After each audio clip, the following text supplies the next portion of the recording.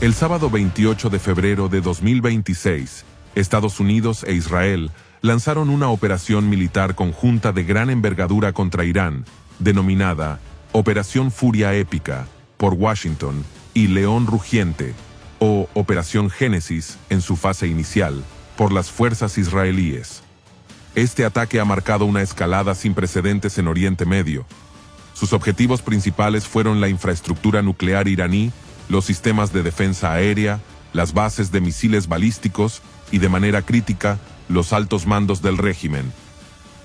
El presidente Donald Trump confirmó el inicio de las operaciones mediante un mensaje en video, declarando que el propósito es eliminar la amenaza que representa la dictadura iraní y permitir que el pueblo de esa nación tome el control de su destino. Por su parte, el primer ministro Benjamin Netanyahu afirmó que se trató de un ataque preventivo destinado a neutralizar una amenaza existencial. Los bombardeos impactaron el corazón de Teherán, específicamente el distrito de Pasteur, donde se ubica el complejo residencial del líder supremo y diversas sedes gubernamentales. Tras horas de incertidumbre, se confirmó la muerte del ayatolá Ali Jamenei, junto con importantes figuras militares y de inteligencia, entre ellas el jefe de contrainteligencia y el comandante de la Guardia Revolucionaria. Irán respondió lanzando cientos de misiles y drones no solo contra territorio israelí, sino también contra bases estadounidenses en la región y países aliados como Emiratos Árabes Unidos, Kuwait, Bahrein y Qatar. En Israel se reportan varios muertos y cientos de heridos. En Irán, las cifras superan los 200 fallecidos, incluyendo reportes profundamente trágicos de civiles afectados en zonas residenciales y una escuela. Actualmente, gran parte del espacio aéreo regional permanece cerrado. En Irán, el servicio de Internet presenta cortes masivos. Mientras la comunidad internacional observa con extrema preocupación el desarrollo de lo que parece ser el inicio de un conflicto regional de consecuencias impredecibles. Hermanos amados, al contemplar todos estos acontecimientos, resulta inevitable recordar las palabras de nuestro Señor Jesucristo en Mateo capítulo 24, versículo 6. Y oiréis de guerras y rumores de guerras. Mirad que no os turbéis, porque es necesario que todo esto acontezca, pero aún no es el fin. Las palabras oirán, y en diversos lugares, nos permiten comprender que muchas personas en el mundo no necesariamente experimentarán de manera directa estos acontecimientos, pero sí oirán que están ocurriendo. En este momento de la historia, gracias al Internet y a los teléfonos inteligentes, sabemos casi de inmediato cuando ocurre una catástrofe en cualquier parte del planeta. Hace 2000 años esto era impensable, y aún hace apenas 100 años resultaba imposible recibir información en tiempo real desde distintos continentes. Hoy, en cuestión de segundos, una guerra, un terremoto o un atentado se conocen globalmente. Esto nos lleva a reflexionar que el alcance mundial implícito en estas palabras encuentra un escenario particularmente evidente en nuestra era tecnológica. Estos acontecimientos también son comparados por el Señor con los dolores de parto de una mujer. Los dolores que anteceden al nacimiento de un bebé aumentan en intensidad y en frecuencia conforme se acerca el momento del alumbramiento. De la misma manera, a medida que nos aproximamos al regreso de Cristo, los eventos descritos en Mateo capítulo 24 se intensificarán. Serán más fuertes, más impactantes y más frecuentes. Cada nuevo conflicto, cada crisis global, cada sacudida internacional parece encajar dentro de esa progresión. Y mientras estos dolores de parto continúan, muchos cristianos pueden percibir que la venida del Señor se acerca, tal como nos exhorta el escritor de Hebreos en el capítulo 10, versículo 25. Sino animémonos unos a otros, y mucho más al ver que el día se acerca. No hay duda, hermanos, de que la venida de Jesús está más cerca que nunca. Sin embargo, mientras aguardamos ese glorioso momento, surgen preguntas inevitables. ¿Qué sucederá con los conflictos que estamos viendo ahora en Oriente Medio entre Irán, Israel y Estados Unidos? ¿Qué pasará con las naciones que ya se están viendo involucradas? ¿Podría estallar una tercera guerra mundial? Hermanos amados, la Biblia es la que tiene la respuesta final a todas estas inquietudes, y me gustaría compartir mi punto de vista, lo que creo que ocurrirá, basado en las Sagradas Escrituras.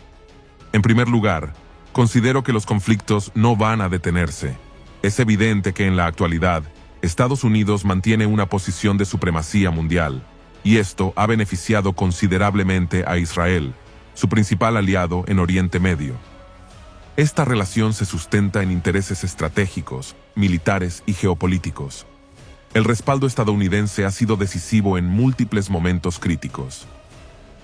Por ejemplo, cuando Hamás y la Yihad Islámica Palestina perpetraron el brutal atentado del 7 de octubre de 2023, Estados Unidos fue el primero en condenar el hecho, al que luego se sumaron la Unión Europea, Alemania, Francia, el Reino Unido y otros aliados occidentales. A través de un comunicado oficial, el entonces presidente Joe Biden expresó su total apoyo a Israel y calificó el ataque como terrorista y atroz. Pero el respaldo no se limitó a declaraciones. Al apoyo militar que históricamente ha caracterizado la relación entre ambas naciones, se añadieron acciones concretas. El portaaviones USS Gerald R. Ford y otros buques de guerra fueron enviados a la región. El entonces secretario de Estado, Antony Blinken, reafirmó el derecho de Israel a defenderse, y Washington preparó paquetes adicionales de municiones y armamento para fortalecer el sistema de defensa conocido como la Cúpula de Hierro. Todo esto demuestra el firme apoyo de Estados Unidos hacia Israel. No obstante, la profecía bíblica anuncia que llegará un momento en el que varias naciones, entre las cuales se menciona a Irán dentro del marco profético, se levantarán contra Israel. Asimismo, muchos intérpretes consideran que en ese escenario, Estados Unidos ya no tendrá la misma influencia o capacidad para intervenir de manera decisiva, lo que implicaría un cambio significativo en el equilibrio global de poder. Leamos entonces Ezequiel capítulo 38, versículos 1 al 6. Vino a mí palabra de Jehová, diciendo: Hijo de hombre, pon tu rostro contra Gog en tierra de Magog, príncipe soberano de Mesec y Tubal, y profetiza contra él, y di: Así ha dicho Jehová el Señor.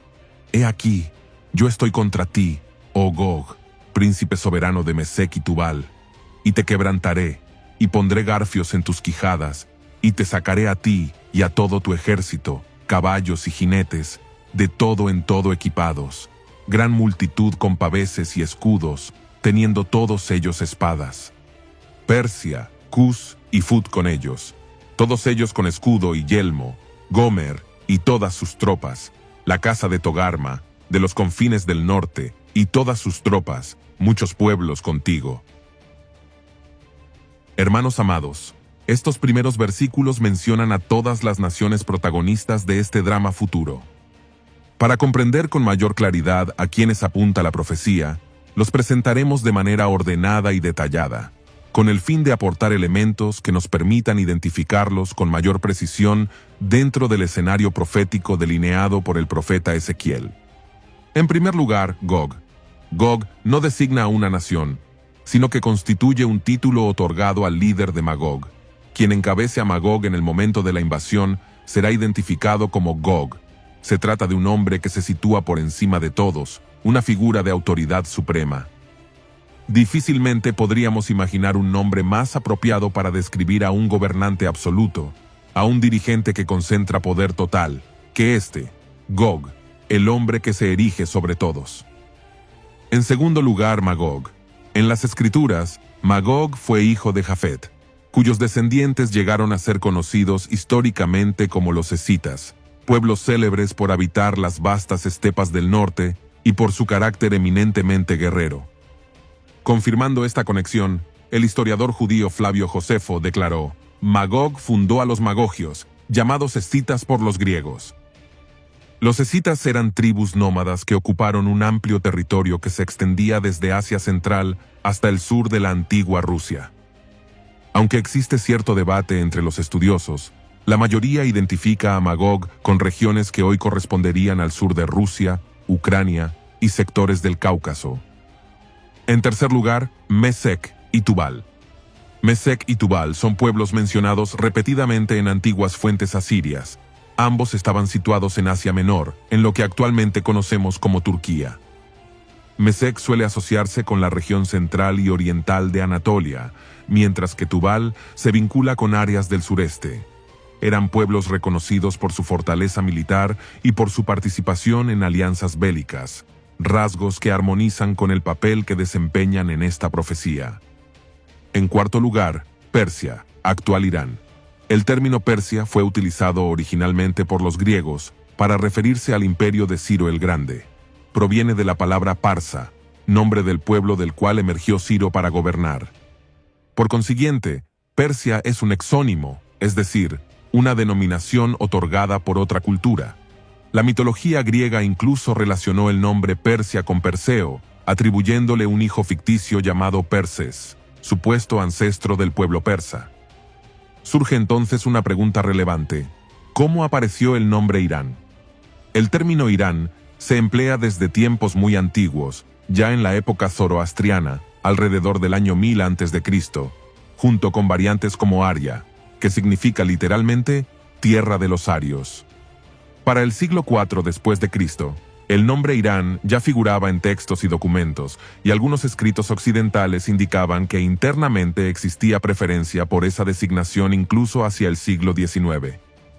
En la década de 1930, Reza Shah impulsó formalmente el cambio del nombre Persia a Irán, y la solicitud entró en vigor en marzo de 1935.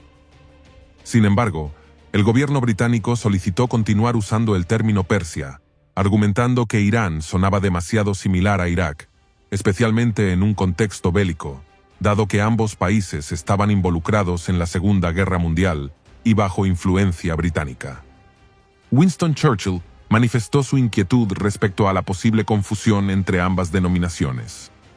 Posteriormente, en 1959, el hijo de Reza Shah declaró que los términos Irán y Persia podían emplearse indistintamente en la correspondencia oficial.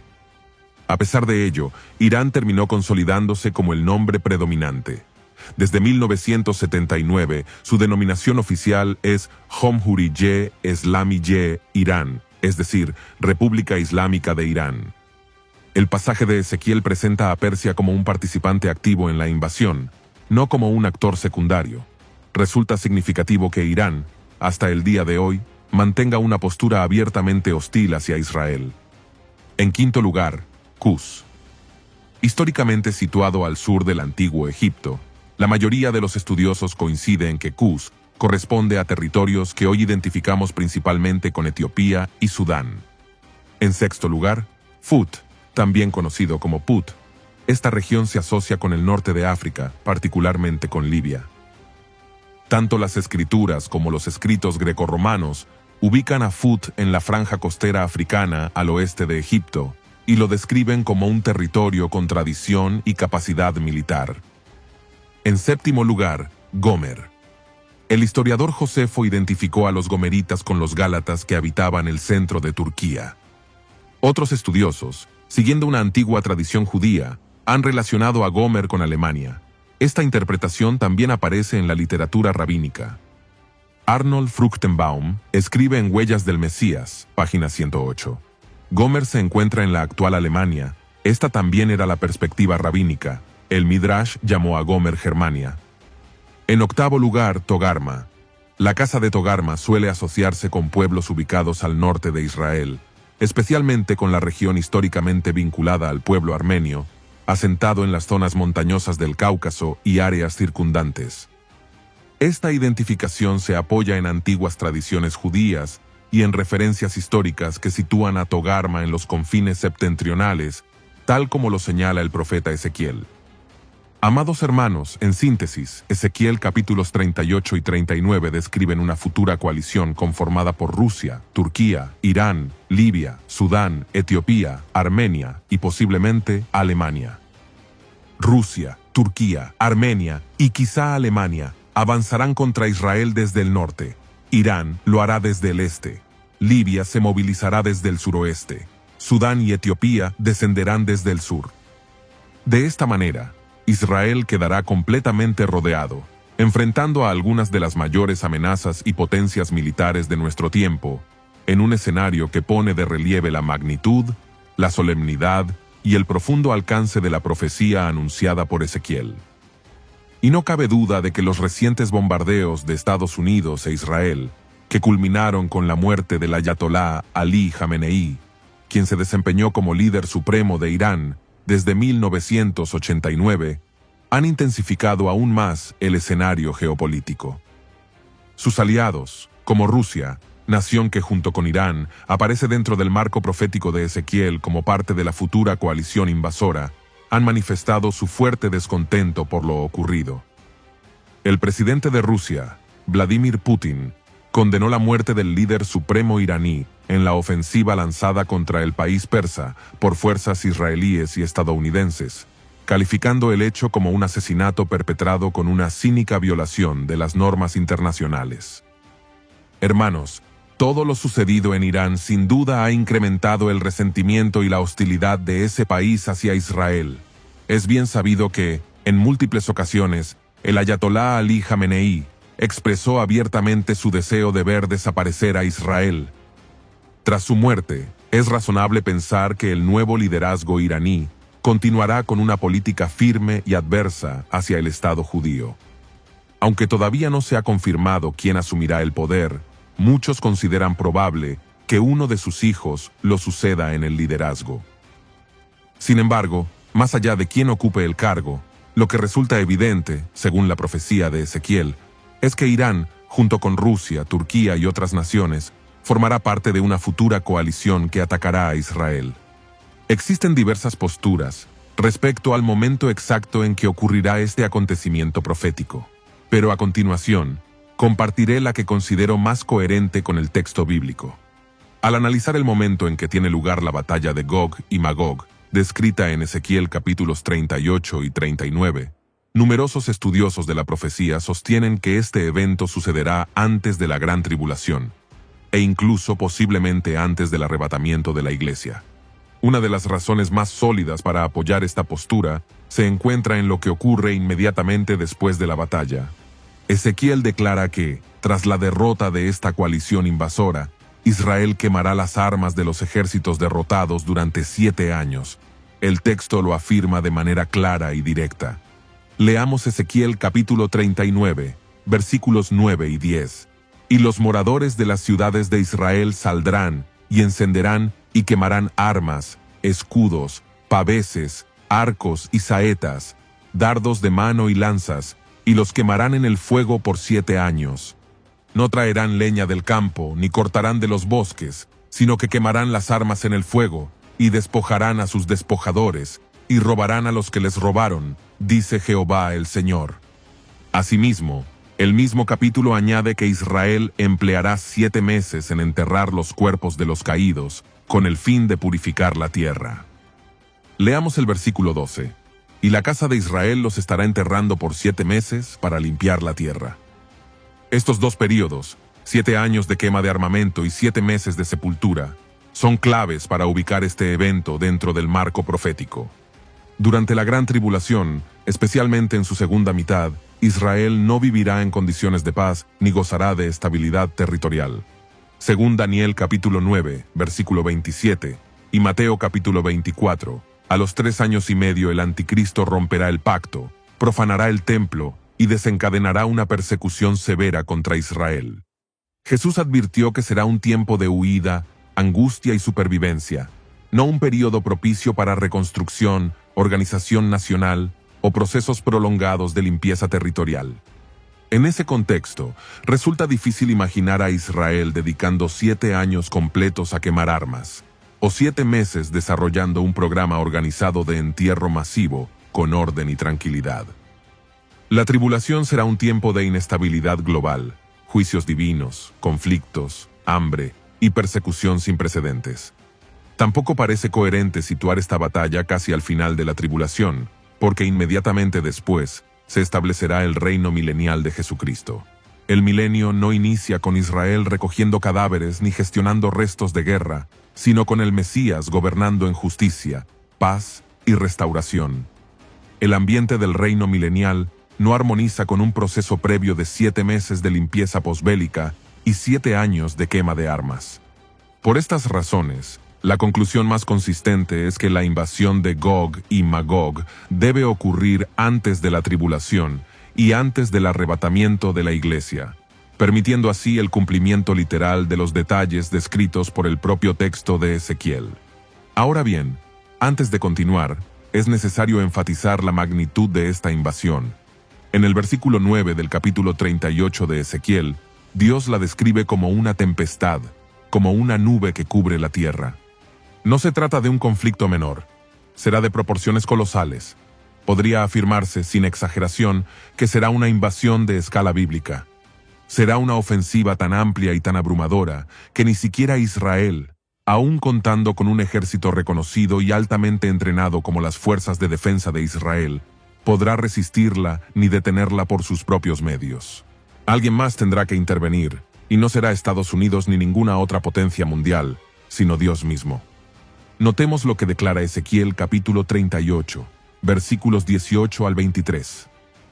En aquel tiempo, cuando venga Gog contra la tierra de Israel, dijo Jehová el Señor, subirá mi ira y mi enojo, porque he hablado en mi celo y en el fuego de mi ira, que en aquel tiempo habrá gran temblor sobre la tierra de Israel, que los peces del mar, las aves del cielo, las bestias del campo y toda serpiente que se arrastra sobre la tierra, y todos los hombres que están sobre la faz de la tierra, temblarán ante mi presencia. Y se desmoronarán los montes, y los vallados caerán, y todo muro caerá a tierra. Y en todos mis montes llamaré contra él la espada, dice Jehová el Señor. La espada de cada cual será contra su hermano, y yo litigaré contra él con pestilencia y con sangre. Y haré llover sobre él, sobre sus tropas, y sobre los muchos pueblos que están con él, impetuosa lluvia, y piedras de granizo, fuego y azufre. Y seré engrandecido y santificado, y seré conocido ante los ojos de muchas naciones, y sabrán que yo soy Jehová.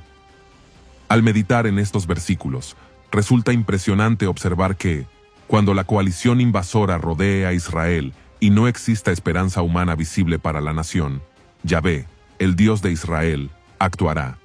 Aunque el enemigo avance como una tormenta que cubre la tierra y la victoria parezca segura desde una perspectiva militar, su destino será similar al de los egipcios cuando persiguieron a Israel hasta el Mar Rojo. Tal como declara el Salmo 121, versículo 4, «He aquí, no se adormecerá ni dormirá el que guarda a Israel». Queridos hermanos, Ezequiel describe 4 instrumentos distintos mediante los cuales el ejército invasor de Magog será derrotado. En primer lugar, un gran terremoto estremecerá la tierra. En segundo lugar, el pánico se apoderará de los ejércitos invasores, y la espada de cada uno se volverá contra su propio hermano. En tercer lugar, una plaga devastadora irrumpirá entre sus filas. En cuarto lugar, descenderá del cielo fuego, azufre y granizo sobre ellos. El resultado de esta intervención sobrenatural será tan contundente que no habrá otra explicación razonable. El Dios de Israel lo habrá hecho. Un terremoto no acontece exactamente en el instante preciso en que un ejército está a punto de ejecutar su ataque final. Fuego y azufre no caen del cielo por casualidad. Granizo capaz de arrebatar la vida no se desata accidentalmente en el momento estratégico de una invasión. No, esto no será coincidencia. Será el cumplimiento de un decreto celestial. Incluso las naciones que contemplen estos sucesos deberán reconocerlo. El propio Señor resume el propósito y el desenlace de esta intervención con estas palabras: «Y seré engrandecido y santificado, y seré conocido ante los ojos de muchas naciones, y sabrán que yo soy Jehová». La derrota aplastante y manifiestamente divina de Rusia, Turquía, Irán y sus aliados proclamará ante el mundo entero el carácter, la soberanía y el poder del Dios Altísimo. Estimado oyente, al observar la creciente tensión y los acontecimientos que se desarrollan en Oriente Medio, con Israel e Irán como protagonistas centrales, deberíamos permanecer vigilantes.